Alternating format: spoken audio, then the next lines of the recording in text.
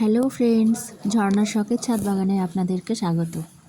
দেখুন আজকে আমার ছাদ বাগানে কত সুন্দর দুটো গোলাপ ফুটেছে।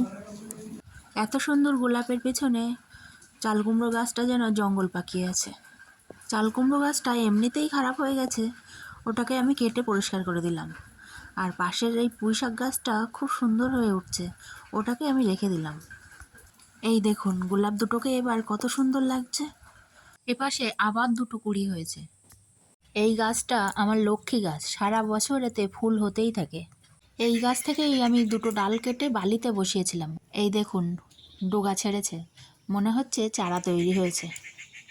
এই ডোগাগুলো আর একটু বড় হোক, তারপরে আমি এখান থেকে তুলে অন্য জায়গায় আবার বসিয়ে দেব। তবে এবার ওয়েদারটাও খুব ভালো ছিল, কাটিং করার পরে কোনো কড়া রোদ্দুর হয়নি, সেই জন্য চারাটা খুব সুন্দর তৈরি হয়েছে। এবার আমি কিছুটা সবজি হারভেস্ট করে নিই। ছাদ বাগানে এলেই কিছু না কিছু তো সবজি থাকবেই, তবে এখনও তো আছে, এর পরে কি হবে জানি না, কারণ বর্ষায় তো কিছু নতুন করে লাগাতেই পাচ্ছি না। আর এদিকে দেখুন আমার মেয়ের কলেজে বোটানি সাবজেক্টের জন্য হারবেরিয়াম বানাতে বলেছে। 25 রকমের গাছের ডাল জোগাড় করতে হবে, যে গাছের ফল ফুল দুটোই হয়, তবে সেই ডালে ফুল থাকতে হবে, ফল না থাকলেও চলবে। তো আমার মেয়ের আবদার, মা তোমার ছাদ বাগানে কত রকমের গাছ হয় দেখো।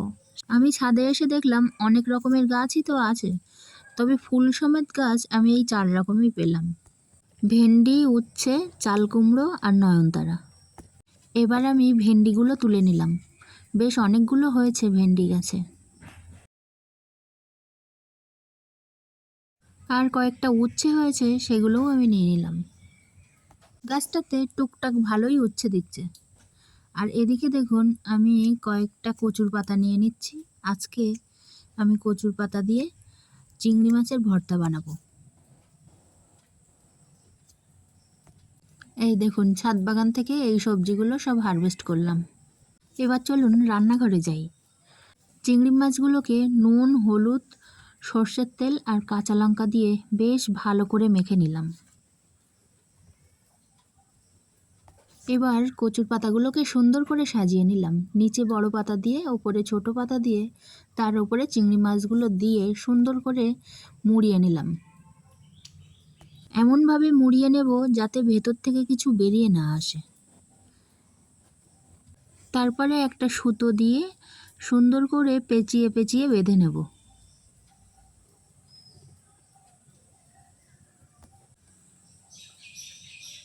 এই দেখুন ঠিক এইভাবে। এদিকে হাঁড়িতে ভাত বসিয়ে দিলাম, তার মধ্যে কচুর পাতাটাকে দিয়ে দেব। ভাত হয়ে গেলে ফ্যান ঝরানোর আগে কচুর পাতাটাকে তুলে নেব। একটু ঠান্ডা হয়ে গেলে সুতোটাকে ছাড়িয়ে নিলাম।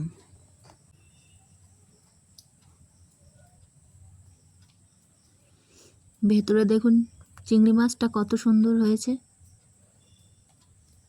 এই দেখুন, এবার পরিমাণ মতো নুন, তেল আর কাঁচা লঙ্কা আর পেঁয়াজ দিয়ে মেখে নেব।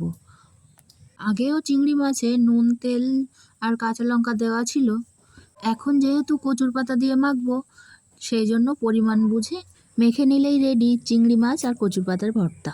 পরের দিন সকালে এই দেখুন বন্ধুরা, সকালে ঘুম থেকে উঠে বাইরে এসেই দেখি কলা গাছে হনুমান কলা খাচ্ছে। এই দৃশ্যটা ক্যামেরাবন্দি করার জন্য তাড়াতাড়ি ফোন নিয়ে চলে এলাম। তবে আমি ভিডিওটা করছি ঠিকই, ভয়ে আমার হাত পা ঠকঠক করে কাঁপছে, কিন্তু শুধু মনে হচ্ছে হনুমানটা কখন যে লাফ দিয়ে নিচে পড়বে আর আমি ছুট্টে ঘরে পালাবো। এই বৃষ্টিতে পুকুরে কতটা জল বেড়েছে দেখুন, চারিদিকে যেন জলে থই থই করছে। আর বাচ্চাগুলো এত জল দেখে মনের সুখে স্নান করছে। বাচ্চাদের এত আনন্দ দেখে আমি ওদেরকেও একটু ক্যামেরাবন্দি করে নিলাম।